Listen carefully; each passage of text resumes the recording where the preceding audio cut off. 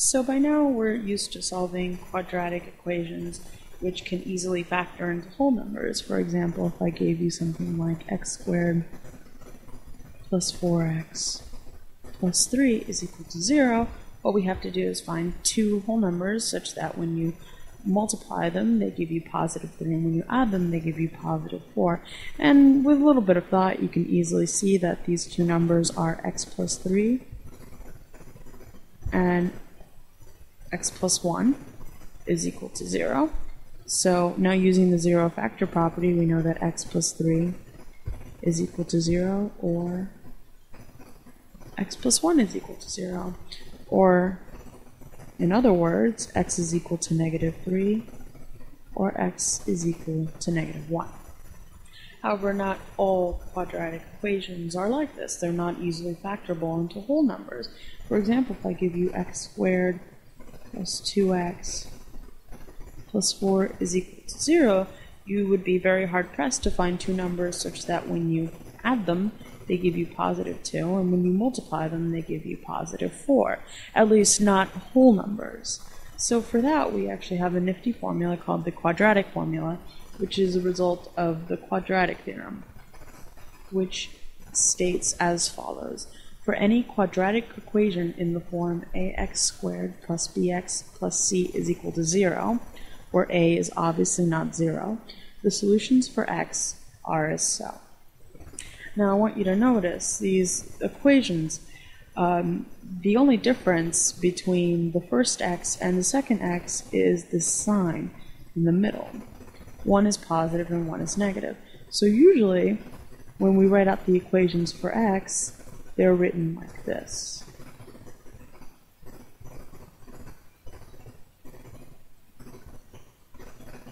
Where there's a plus and a minus to indicate that one of the values uses the plus and one of the values uses the minus. Now these equations, these solutions for x are very cumbersome, but they're actually very useful, and they can help solve any given quadratic equation.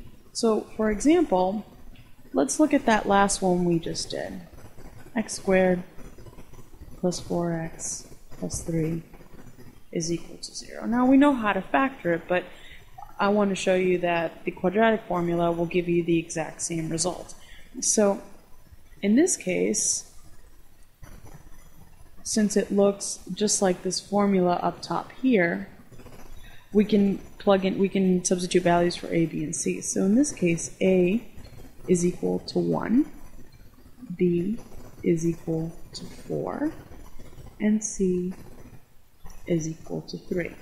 And now we can use the quadratic formula to solve for x. So x is equal to minus b, so minus 4, plus b squared minus 4 times a times c, all square rooted, and that's all over 2 times a. Or, now we'll write the same formula again. The only difference is there's going to be a minus instead of a plus on the top. So 4 squared minus 4 times 1 times 3 all over 2 times 1. Now, let's simplify this one a little bit. So this becomes minus 4 plus, let's do the inside, 16 is 4 squared, and then minus 12 all over 2, or, again, all we're doing is just changing that plus to a minus. We get the same thing in all the other numbers. Let's make some more room here.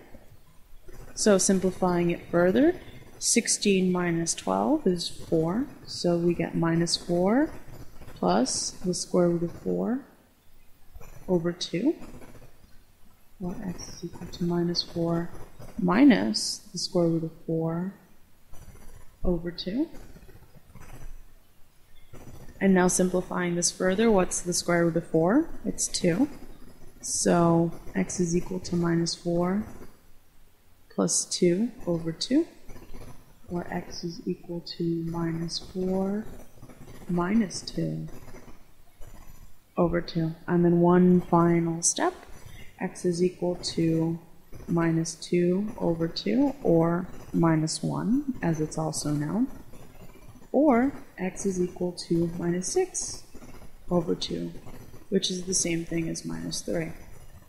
So now, if you go all the way back to the top, from the first thing we did, what were our solutions? X equals minus 3, or x equals minus 1.